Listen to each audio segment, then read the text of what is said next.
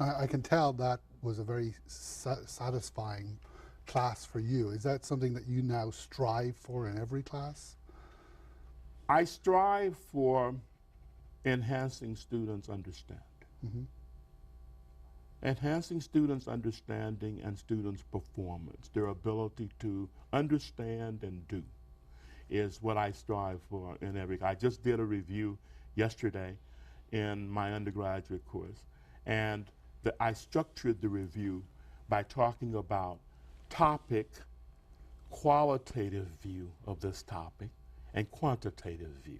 Okay. And I suggested to the students that as they study for the midterm, which is next week, I have a number of activities within the course, but one of them is a midterm examination. I suggested to the students that they do that themselves, that they lay out for themselves the course, area by area, and that they think about particular topic, person on the street kind of explanation of whatever this is, whether it's least square, regression line, or whatever, person on the street explanation of what that is about.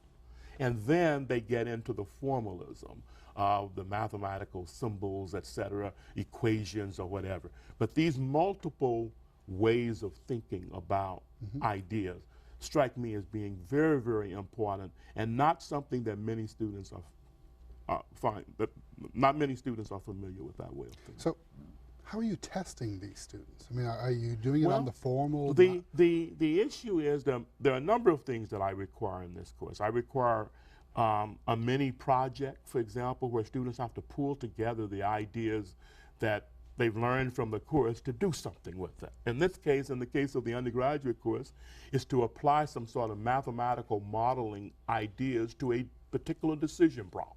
They propose a particular decision problem that they're interested in, and then they try to see how the ideas of the course help them to make a particular decision. So, through project, through assignments, I give major assignments in the course, and when I give assignments, there are two components of the assignment. One component is more of a problem-solving kind of component.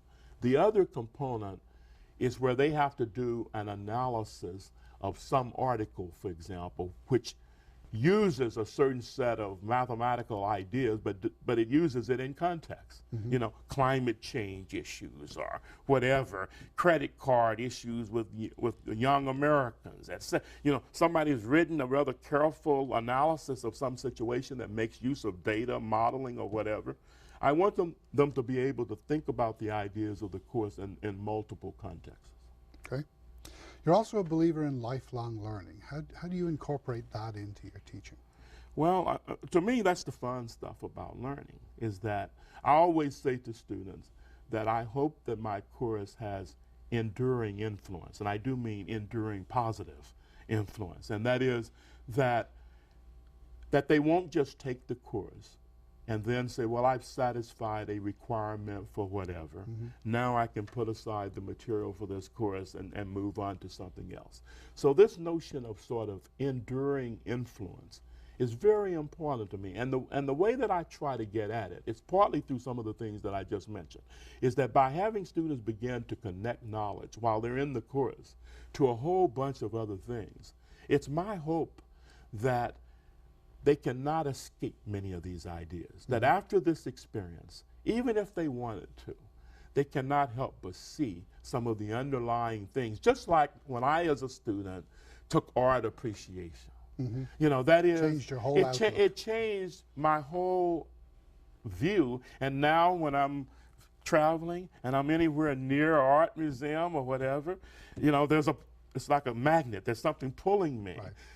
And it opened up a new realm of my experience. And so I want my courses to do that. Not to say that I always achieve that, but I want my courses to do that for students, so that when they see things, they'll think, wow, this is something that we did in this particular course, or this connects to some of the ideas. So you're going to change the title of your course to Math Appreciation?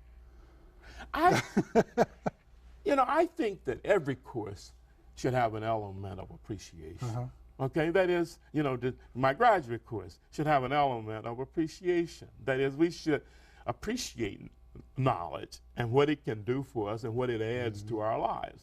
You know, not that I want to use the title, but certainly part of what I think we do what we should do in any course is to help students develop an appreciation. You're not just here to get a degree, you're here to get an education. You're here to get an education. Right. And I mean, for example, in my problem-solving course, there are always students who delay the quantitative methods university requirement to the very last semester at the university. Right.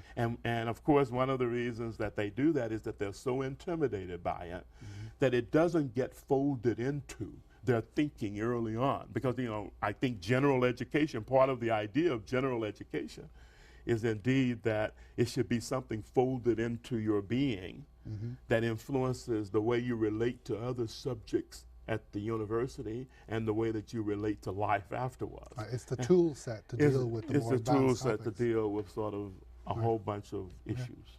So if I were a new instructor coming to you for a piece of advice about how to teach best, what would that be? What would you say to that instructor?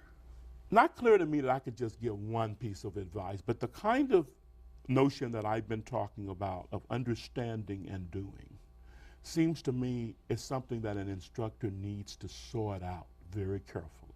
That is, as an instructor thinks about a course, what's really important? You know, we all deal with lots of different topics, that kind of thing, but I think sorting out what is fundamental about understanding and doing as it relates to that course, and what are the various strategies that you're going to use to help students to develop that level of understanding or that capability to do. That seems to me to be up front a very serious part of a course, because once you set the task at a certain level, at a high, hopefully cognitive level, the challenge becomes how do you create experiences for students that will help To achieve that. them to achieve. Okay. So what haven't you done that you'd like to try in your course? Oh, I always have things that I would like to try. I mean, I guess one of the things that I would like to do more of is that I would like to have students do projects that are larger projects, for example. You know, now I do sort of mini projects within the course. I've toyed with the idea of whether or not I could situate the whole course around some project. Right now, project is a part, it's a sort of a synthesizing element. So I think that's something that I would like to play with. Even though students use the technology in various ways to answer certain kinds of questions that I give to them, I still feel that there are ways in which I'd like to use the technology more to enable their understanding of certain kinds of concepts. So there's a lot of stuff. So a colleague of mine who teaches Introduction to Modern Engineering within my department, he and I have toyed with a joint lab that would be for introduction to engineering and patterns of problem solving, so that students sort of see that, see how the activities The cut real across, world applications. the of real way. world applications and these kinds of ways. Well, Dave, thank you very much for being on the show today. Thank you so much, Graham. If you have any questions for Dave, you can reach him either via the blog on the TLT website at tlt.stonybrook.edu, or we will also post his direct contact information on the show's website. Thank you for joining us for an exciting episode of Innovations in Education.